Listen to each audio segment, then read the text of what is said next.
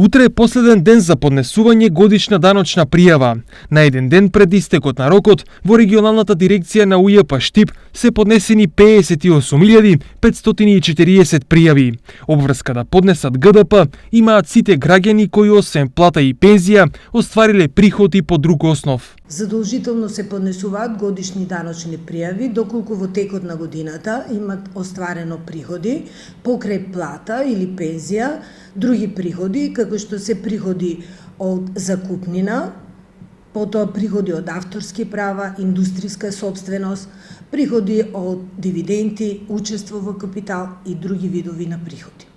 Лицата кои имаат приходи само од плата или пензија немаат обврска да поднесуваат образци годишни даночни пријави. Законот предвидува глоба за ненавремено поднесување, односно неподнесување на даночна пријава и за нецелосно пријавени приходи, која се движи од 100 до 200 евра во денарска противвредност.